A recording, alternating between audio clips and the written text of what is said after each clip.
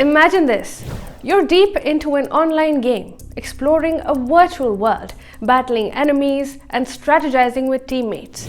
Gaming is supposed to be fun, a place to unwind, make friends, and even escape reality for a bit. But what if hidden beneath this immersive experience lies a dark side?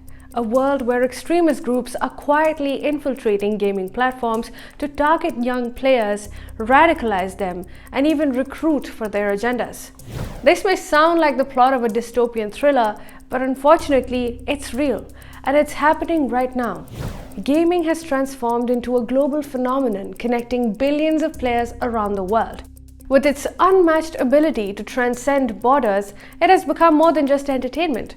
It's a powerful cultural force. But like any powerful tool, it can be exploited. And that's what terror groups and criminal organizations are doing. A lot of extremist groups are exploiting these gaming platforms world over to influence communities, to recruit for indoctrination, and also for strengthening of their group's ideology. Today, gaming is bigger than ever, with billions of players worldwide. In India, the gaming sector is booming. Mobile game downloads hit nearly 10 billion in 2023 alone. From Ludo King to Free Fire Max, gaming has become a household activity in India. If you see the online gaming sector, it has transformed over the last 1 or 2 decades to become, it has basically become an economic powerhouse which is driven by availability of cheap smartphones and these cheap network packages that you get. So it has become more accessible for people to just come online, and it has basically also been driven by the enhanced internet connectivity. If you see the small towns of our country, even they have better connectivity now. And this growing youth population of our country, and even globally, if you see the rate, the growing youth population has also been one of the driving factors for how the online gaming sector has rapidly increased. And it's not just about fun, it's also about money. Gaming is a booming industry in India, and it's creating thousands of jobs. In fact, the industry is projected to employ 250,000 people by 2025. Till about last year, there was a 28% growth rate in the gaming sector, whereas if we study the pattern and come out with some ballpark figure for the future, there is approximately 25,300 crores which is coming by next year. And if we talk about 2028 data, it is touching somewhere around 33,000 crores. So you see that there has been a whooping jump in the numbers. But this massive growth has a downside. Extremists are sneaking into these digital spaces. And why, you may ask? Well, you see, gaming allows people to transcend borders and connect with players from around the world. Young gamers love that, but so do the bad actors. Here's how extremist groups are getting sneaky on gaming platforms. Firstly, it's the in-game mods with a message. Now, if you're into online gaming, you may be aware of custom skins and other modifications. Sometimes extremists use these features to push their ideologies. Games like Counter-Strike, Global Offensive CSGO, and Call for Duty have seen mods that include extremist symbols or narratives, or which were co-opted later by extremists. These might seem harmless at first, but over time, repeated exposure can subtly influence players and expose them to radical ideologies. And they are creating these thematic narratives, gamings with war, conflict, nationalist themes, and sometimes they also co-opt for these glorification of violence. And these are how they are modifying the content of the games. They're customizing it as per their requirements. So you may read or come across this term being used often called mods. So mods is basically modification of the games, and which are embedded with propaganda in the form of symbols and biased narratives through the gaming story. So there is a very interesting game which is played by groups like, for example, Call of Duty, which is used by ISIS, and they may not say it that it is, it may not come out at very obvious, but for people who can have observations will notice that they'll use maybe flags on the tanks, or a language, maybe a different language, but there can be different words that they use to identify themselves with a particular ideology. The second route for these extremists are the social features used for recruitment.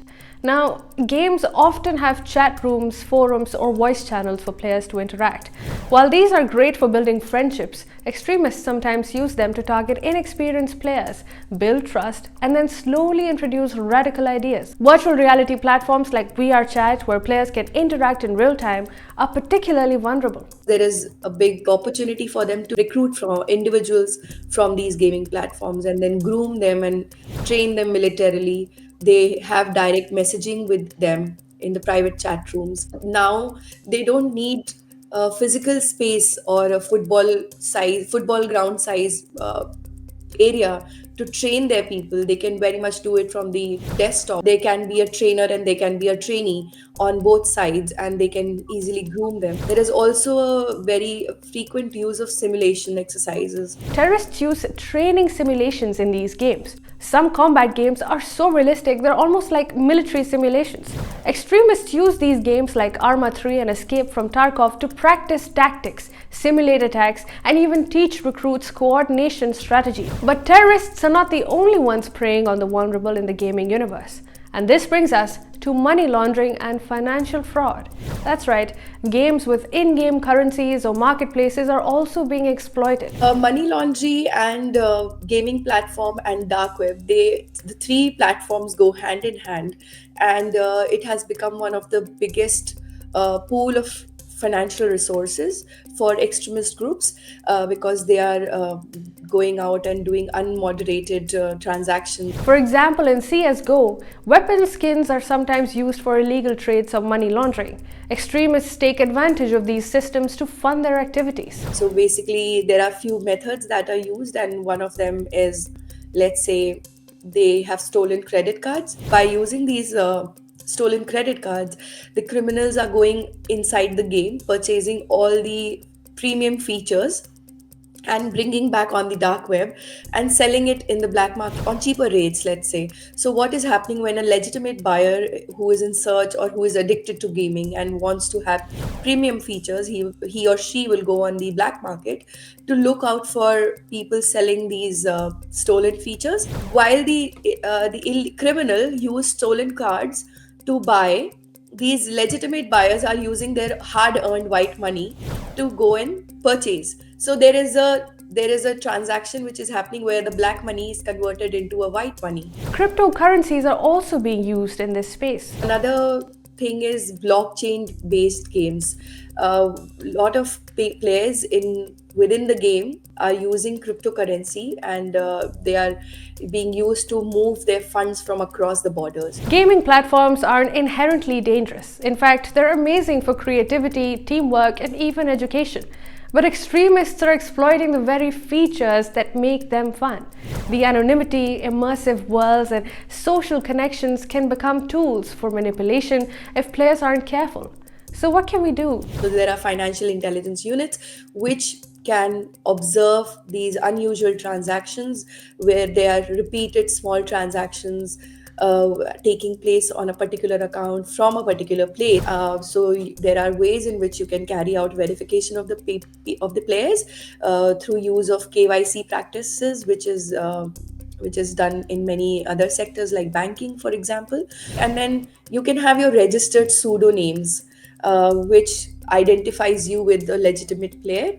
And again, it has to be verified with the registered ID. So financial intelligence can be bolstered by increased user verification in these games where anonymity looms large. Another way is raising awareness. When we talk about how to monitor is community involvement, wherein players are sensitized to highlight and also trained to report any kind of illegal activities. Most importantly, gaming developers and governments must come together to ensure better content moderation and protection of users. India has made significant strides when it comes to addressing this issue. India has made significant strides in addressing the risks associated with it, and they are coming up with regulatory frameworks in promoting user safety. India is also supportive of the idea for forming an e-gaming federation, an all India gaming federation, to establish and create guidelines and promoting responsible gaming to protect basically gamers and data and enhance the financial transactional transparency. They are also encouraging the gaming platforms to display content rating like we have in the movies. We have A grading, B grading, and so on and so forth. So that it can be age restricted gaming platforms. At the end of the day, gaming is an incredible way to connect with people, have fun, and even build creative skills. So the answer is not about banning games or over policing them. It's about making sure that the community stays safe from harmful influences. So game on, but stay smart and stay safe.